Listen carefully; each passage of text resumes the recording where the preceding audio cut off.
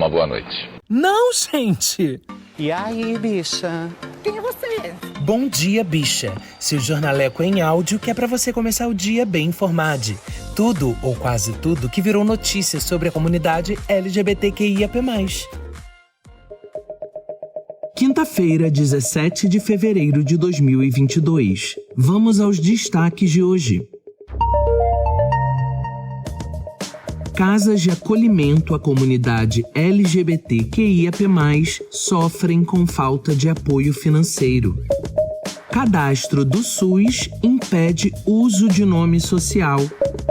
Atriz da série Veneno morre aos 52 anos. Olá, eu sou o GG e este é mais um Bom Dia, Bicha, seu podcast diário de notícias LGBTQIAP+.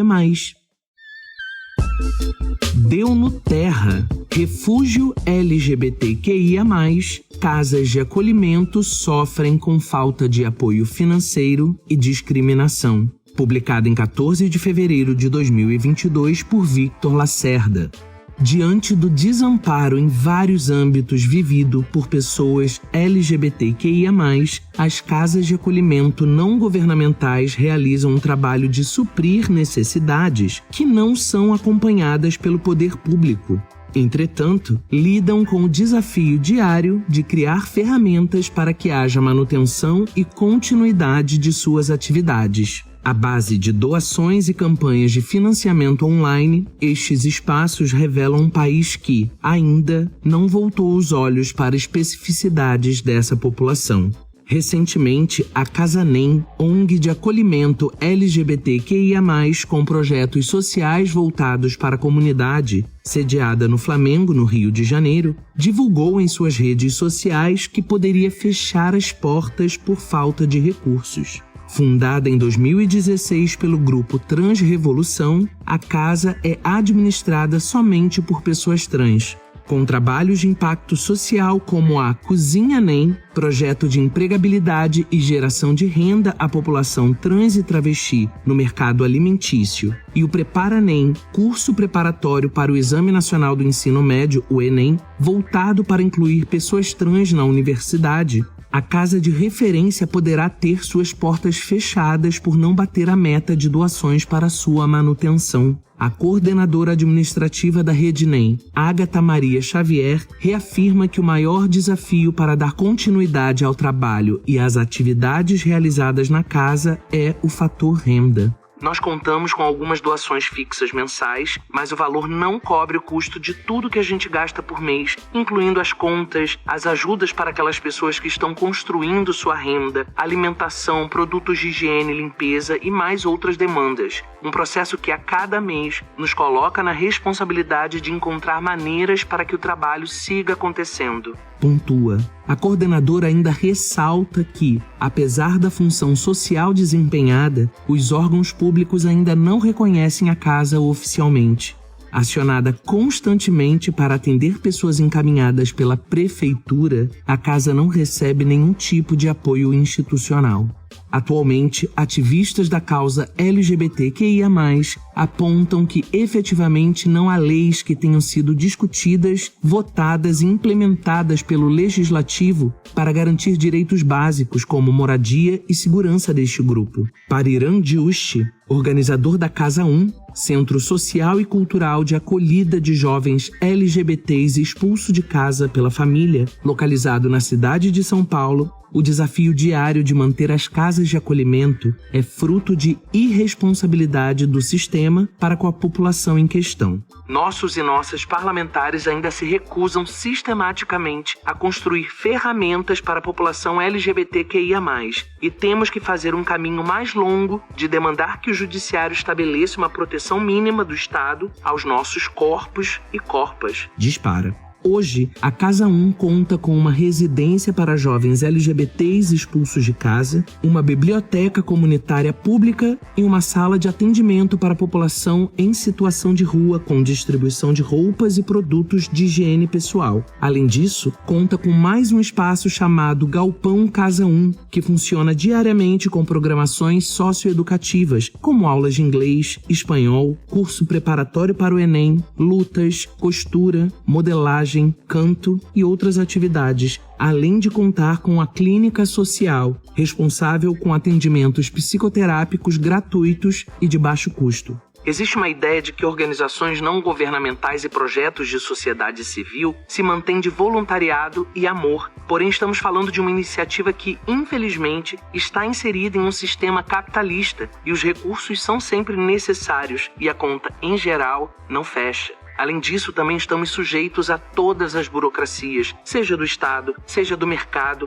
Portanto, para que consigamos atender as 3.500 pessoas que atendemos mensalmente, temos hoje uma equipe contratada de 30 pessoas e 1/3 delas se dedica a questões burocráticas. Explica Juste. Denominador comum entre as frentes que discutem as problemáticas e melhorias sobre o suporte e acolhimento às pessoas LGBTQIA+, a falta de escuta por parte dos parlamentares é um dos fatores que dificultam a implementação de novas políticas. Ainda segundo Juste, mesmo com o avanço de candidaturas que se debruçam sobre o tema, o processo de efetivação das políticas ainda é moroso e burocrático.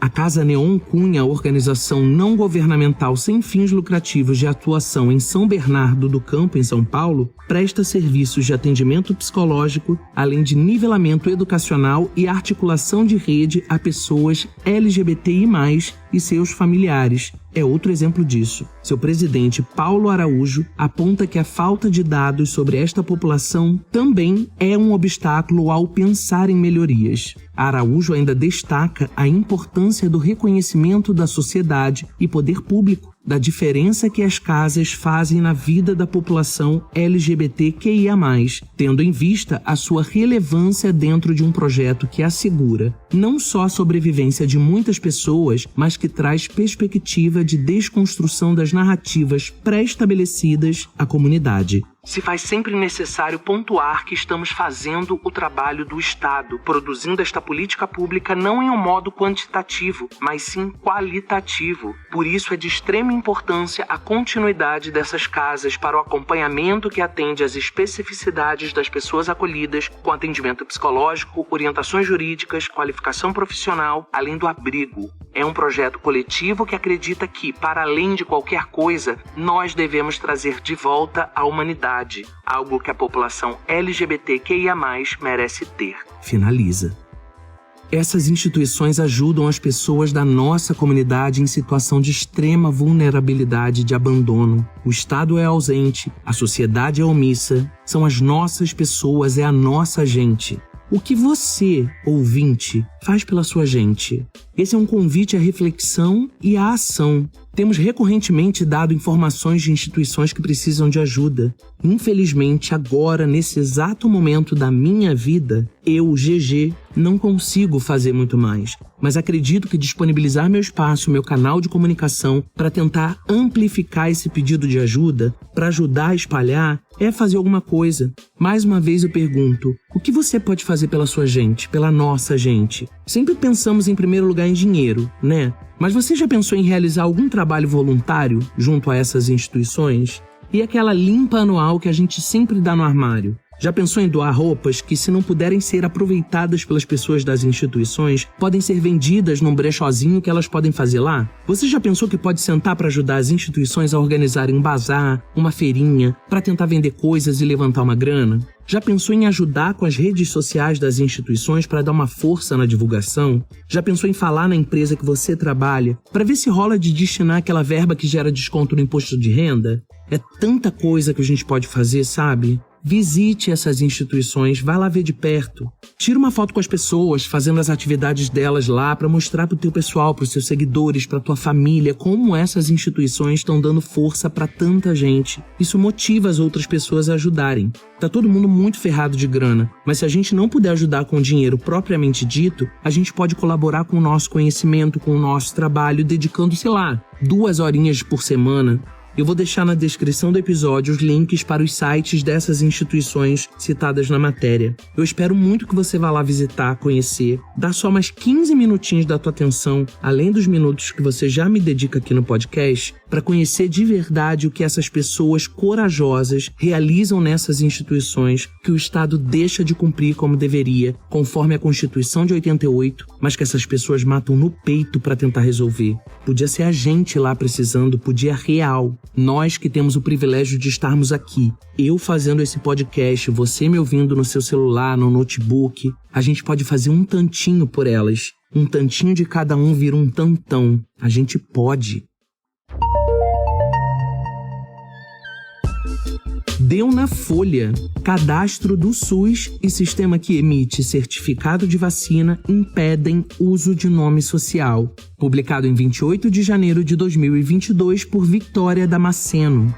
Pessoas trans estão sendo impedidas de usar seu nome social em alguns dos principais cadastros do SUS, o Sistema Único de Saúde.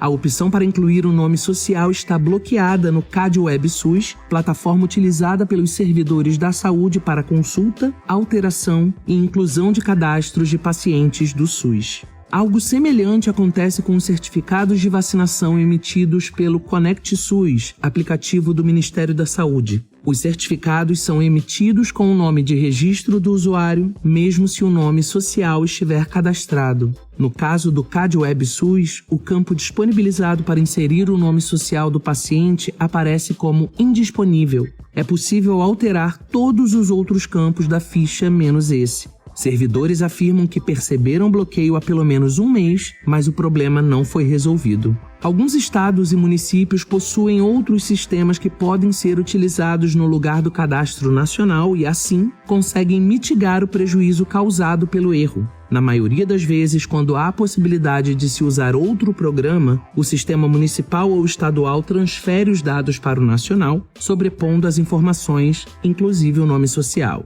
Uma alternativa tem sido colocar os dados através da plataforma do eSUS para depois sincronizar com o CadSUS, uma ferramenta administrativa que concentra o cadastro nacional de usuários do SUS. O Ministério da Saúde afirma em nota que a instabilidade do sistema se deu em decorrência da integração dos cadastros do CadSUS com as informações da Receita Federal, uma unificação que está sendo realizada dentro dos sistemas do governo federal. Caia Maria Coelho, pesquisadora e vice-coordenadora da NATRAP, nova associação de travestis e transexuais de Pernambuco, recebeu as primeiras denúncias sobre o problema no sistema há cerca de um mês, enquanto desenvolvia o trabalho de acompanhamento de políticas públicas para a população transexual em sua organização. O nome social sumiu do dia para a noite, sendo que isso é uma garantia conquistada pela população trans e não obtemos resposta. Isso é muito preocupante. É inadmissível que um erro aconteça nesse momento político de desmonte de vários direitos. É muito preocupante, afirma.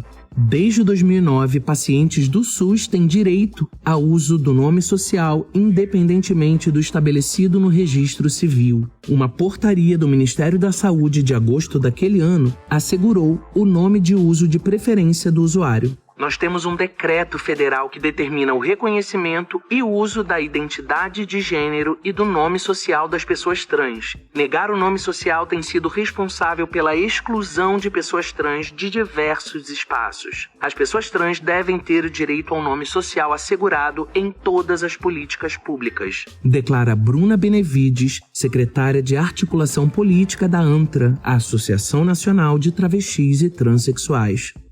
Muito nojo desse governo, dessa gente podre que tá lá em cima e que não se cansa de tentar humilhar nossa gente. Eles só não contavam, eu tenho certeza, que a gente não iria deitar pra eles. É pra gente fazer muito barulho porque isso é grave, isso é absurdo, isso é imundo. Isso é um completo desrespeito com a dignidade de pessoas trans e travestis que têm assegurado pela lei o direito ao uso irrestrito do nome social.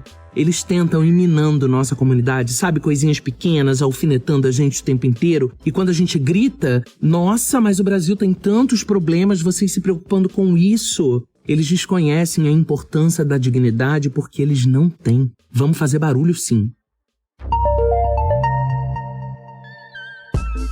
Deu no omelete. Isabel Torres, atriz da série Veneno, morre aos 52 anos. Publicado em 11 de fevereiro de 2022 por Paulo Pacheco. A atriz e apresentadora espanhola Isabel Torres morreu na sexta, dia 11, aos 52 anos. Mulher transgênero, ela ganhou notoriedade pelo ativismo LGBTQIA+, e por ter protagonizado a série Veneno, sobre a cantora trans Cristina Ortiz Rodrigues, conhecida como La Veneno. Isabel lutava contra um câncer de pulmão com metástase nos ossos e chegou a se despedir em sua rede social em novembro de 2021, afirmando que os médicos tinham dado a ela 2 meses de vida. O último trabalho de Isabel Torres foi uma participação no novo filme de Pedro Almodóvar, Mães Paralelas.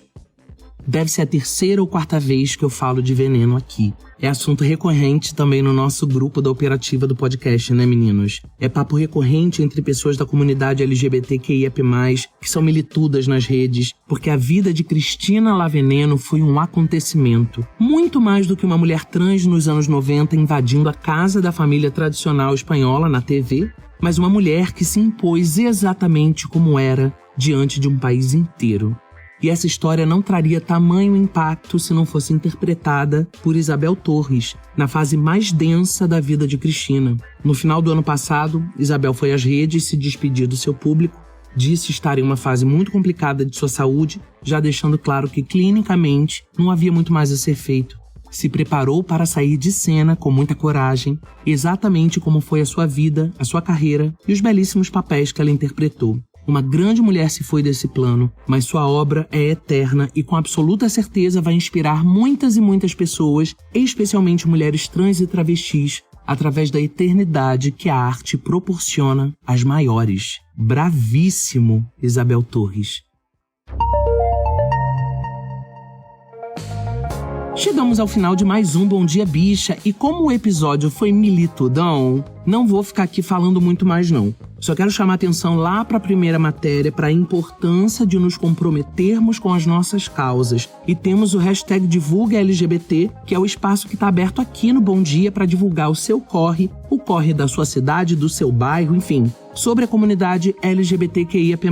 Manda mensagem de voz pra gente na DM do Twitter, no direct do Instagram, no link do Anchor que tá na descrição do episódio, junto com essa chuva de links que eu botei aqui, inclusive com os links para as matérias completas. É importante que você leia. Se preferir, pode mandar também por e-mail queobichapod@gmail.com.